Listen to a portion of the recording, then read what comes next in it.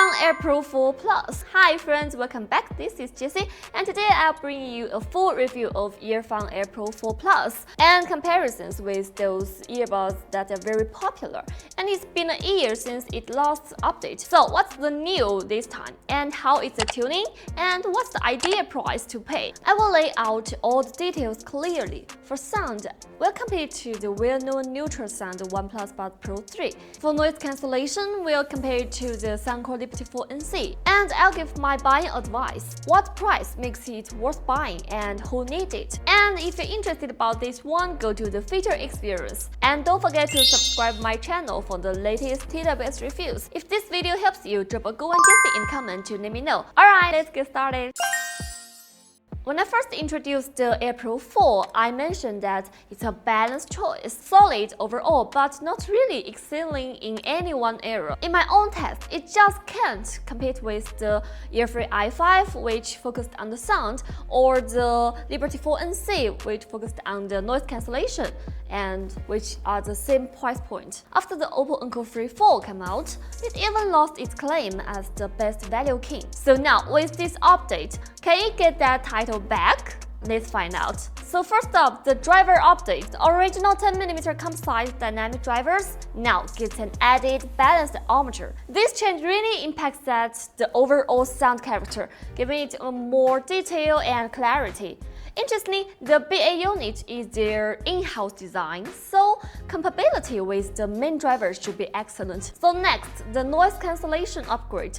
Although the specs still claim 50 dB, we all know LED numbers are just a reference. In real-world testing, the improvement is noticeable, even if they can't officially claim a higher number. Lastly, Bluetooth is upgraded from the 5.4 to 6.0, boosting transmission speed and stability. But you need a device that supports this version to experience it fully. On top of that, they've added wireless charging and broadcast reception, which we'll cover in detail in the feature section.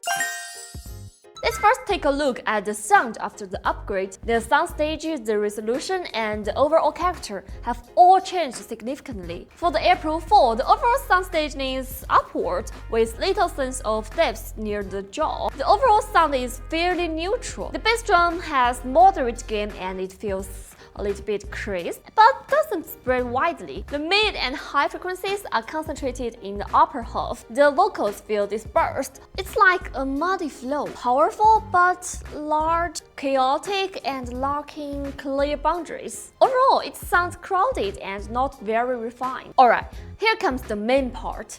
The sound of the Air Pro 4 Plus really surprised me. Compared to something like the H3, it's even more impressive. First, the soundstage has expanded significantly. Although it still leans upward, it's now almost covers your entire head, giving a very immersive feel. The tuning is a little bit cold, with a noticeable metallic edge. Here's how it sounds with the aptX noiseless mode enabled. The bass response is very precise, and different music genres offers clear, distinct experience.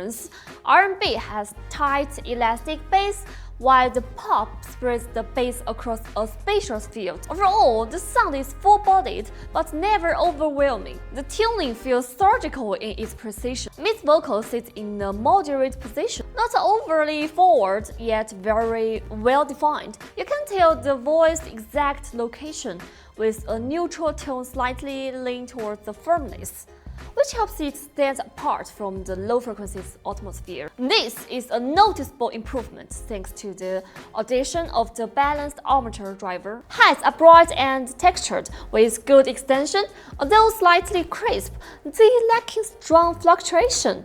But you can still feel the collision and friction in the instruments. Sibilance is controlled nicely, retains the fine grains of the sound without harshness. Overall, compared to the Air Pro 4, the 4 Plus improves soundstage, detail, and emotional expression. For those who follow the channel, you know that for under $200, my recommendation for sound quality has always been the OnePlus Buds Pro 3. That's the Oppo Enco X3. So how does the 4 Plus stack up? The 4 Plus leaves a strong impression, mainly due to its high separation. The positioning of the lows and mids and highs is cleverly done, and each tone grabs your attention. This makes the sound feel full of detail, but in terms of the true resolution, the extra fine details aren't as rich as you imagined. For example, when listening to the cello song, the 4 Plus lets you feel the resonance of the cello and the interlacing of the violin strings. Background percussion feels less present, but your attention is drawn to the cello, so you hardly notice.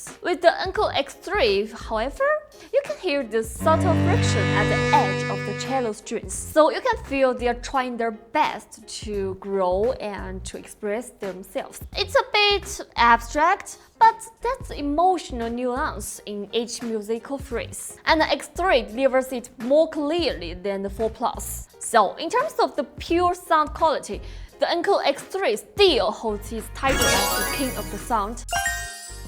The ANC performance is more variable, because besides the usual transparency and noise-cancelling mode, the Air Pro 4 Plus adds AI Ear Adaptive ANC and AI Environment Adaptive ANC. Compared to the original 4, the 4 Plus boosts noise reduction depth by about 4 dB. Low-frequency rumble is controlled much better. Air Pro 4 could only eliminate roughly 60% of the low-end noise and struggle with the keyboard voices or high frequencies. Even the hum of an air conditioner would remain. The 4 Plus, on the other hand, cancels around 90% of the low-frequency noise and 50% of the voice and 40% of the high frequencies with good wind noise control. However, ear pressure is very noticeable. Wearing it for long periods can even cause dizziness or a feeling of pressure around your eyes. In ear adaptation mode, the noise detection is most sensitive, so the ear pressure feels heavier. However, the environment adaptive mode slightly reduces the ANC strength,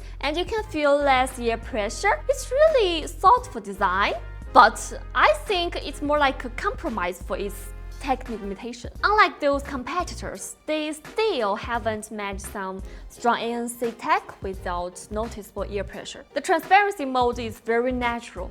No obvious hiss or voice distortion.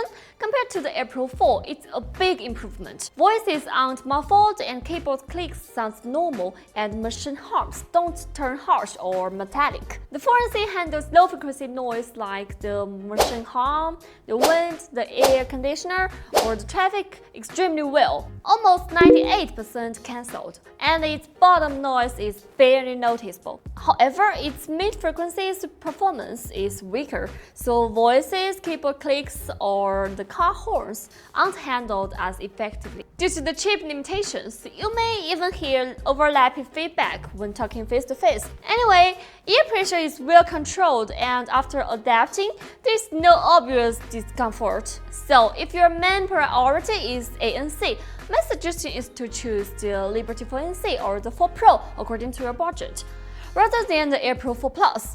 If you do decide on the 4 Plus, it's better to start playing music before turning on the ANC. This can distract your perception and makes the ear pressure more tolerable.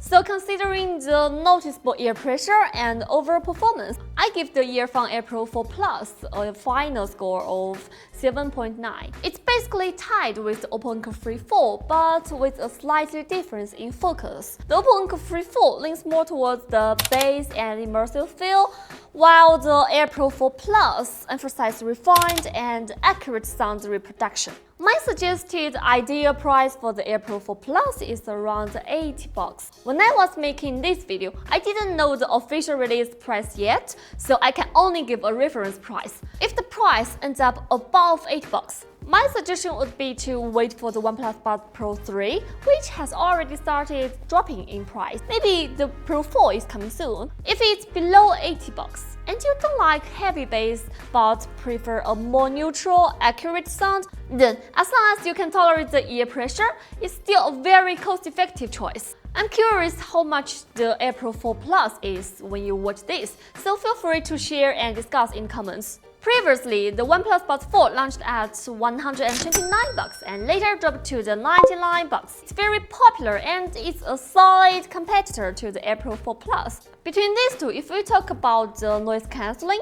the OnePlus Buds 4 offers better comfort and slightly stronger average ANC depth. But in terms of the sound, the Buds 4 has a larger soundstage and closer vocals, but its highs aren't as neutral and comfortable as the 4 Plus, and the bass feels quite similar. So if you want a more comfortable experience with ideal noise cancelling, the OnePlus Buds 4 is more suitable.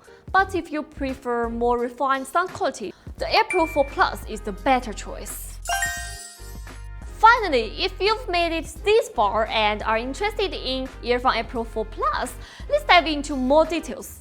First, the packaging hasn't changed much, still keeping the classical minimalist style. But the case has evolved from a compact pancake shape to a wide-angle flip top, a design we're seeing more often these days, similar to the Air 5 Pro from Soundpiece. And you need to see this, the smart little design which often leaves the biggest impression. The flip has a subtle smile line that gives you a little pivot point when open. You don't pay extra for this feature, but the moment you experience it, you just can't help admiring the designer's charm. In terms of comfort, the overall design is slightly improved compared to before.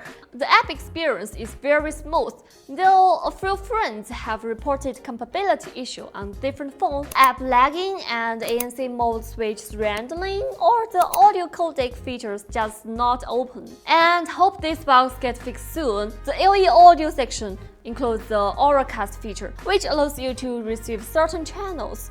Personally, I don't find much use for it, but your experience may differ. The microphone also supports always on the right ear and always on the left ear settings, which guarantees single ear use, a feature some users have asked for before. While it's nice to put this feature, for most people who don't really use one ear, it may not be very useful. And as a health-conscious audio reviewer, I also don't recommend using just one ear unnecessarily, as it can accelerate the hearing damage. There's also wireless charging, which many of you have asked before. Overall, the update of the Earfun products really brings some significant improvements. Respect to the team. Hope everyone can get these earbuds at the best possible price. So that's all for today's video. Thanks for sticking with me. If you found this helpful, drop a good one JC in the comments to show your support. If there are any tidbits you want me to compare next, leave a comment or join my Discord. I also post earbuds tests and bits of my daily life on Ins, so I'd love to see you there too. See you in the next video. Good one JC.